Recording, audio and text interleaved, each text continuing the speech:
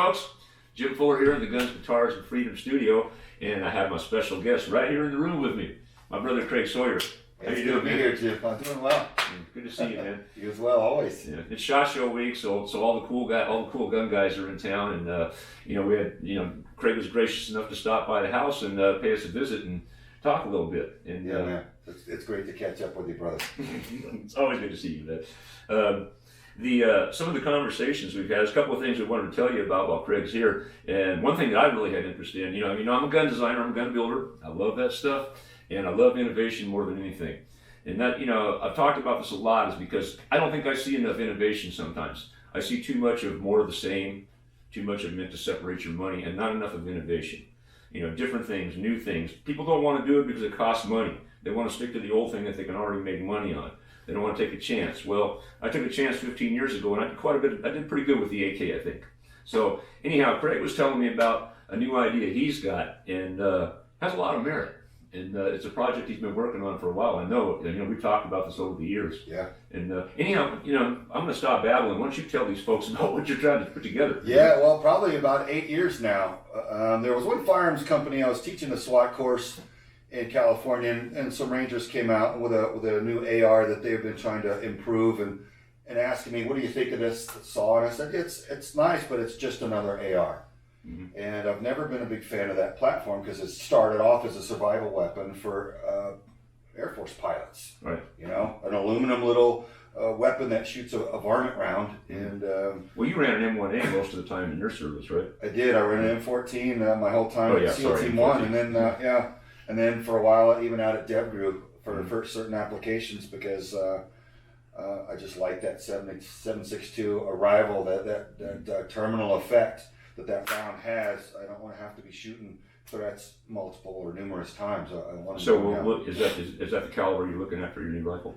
No, the new rifle that we've been working on is a new design of a new operating system and concept for the layout of the weapon entirely. So we can make it in any size. In fact, we're going to have it from 50 cal all the way down to sub entry weapons. Wow. Okay. So the design is what's new. It's not the caliber, and we're going to make them in all the hottest calibers. Mm-hmm. 300 Norma, 6.5 Creedmoor, and all those, as well as the standard military sizes. So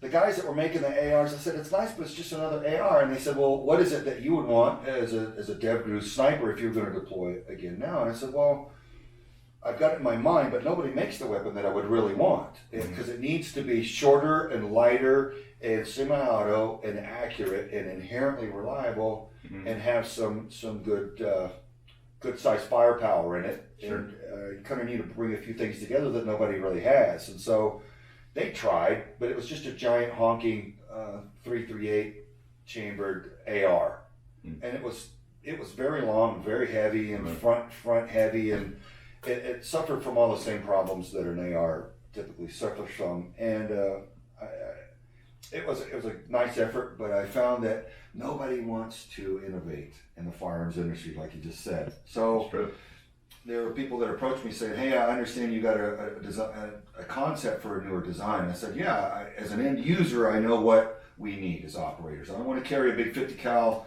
sniper rifle broken down in a drag bag on my back and carry a suppressed M4 and weapon ammo for both, because you can barely walk, right? Sure. Even great big strong monster operators, when you load them up with plates and helmet and ballistic protection and blowout kits and that's a lot of shit. Ammo for both weapons and 2 weapon systems and night vision, it's a lot, right? You're not just going to go springing over walls and it's just, things aren't as easy.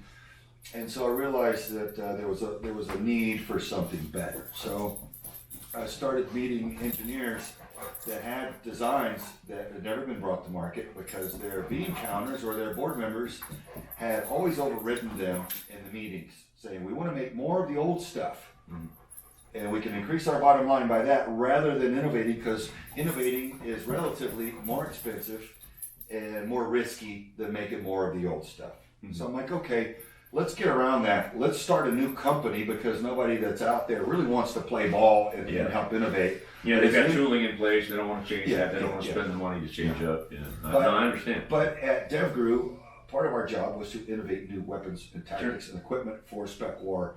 And that's my muscle memory: innovate, improve, always. Nothing's good enough. What is it that I wished I had as a Dev Group sniper running around, fast roping, locking out of submarines, climbing up on rooftops and into sniper hides and all these different things? What is it that we really need, especially to keep from carrying multiple weapons? And so, with some of these engineers, we've over the last about 8 years now have innovated and re-innovated and found all the best and most smartest attributes from the different designs, some of which have never been brought to market, and some have been brought to market just minimally, but under the wrong marketing, and people didn't recognize their value. We've put it all together in what's the most amazing and beneficial system we could devise, and I'm really excited about it. So finally, there's an aerospace manufacturer that's finishing up the prototypes as we speak. Good to hear. Good to hear. And so we'll go and test those and try to. Well, I know you talked about different composites and some new alloys and stuff like that involved. Yeah, there's a lot that can be done for metallurgy and composites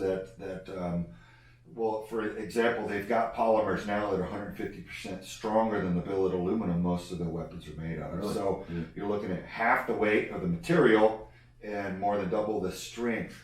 Wow. So there's no reason to use aluminum, and there's additional benefits to it besides just the strength and the lightweight, which I don't want to give away yet. But yeah, let's not do that. So I'm excited about it, and I can't wait to bring that one day. I hope that my former unit and the Army guys are running around with a lighter, shorter, much more effective and reliable weapon system that I was able to contribute back to the Brotherhood. And sporting riflemen and hunters would love it for all the same reasons.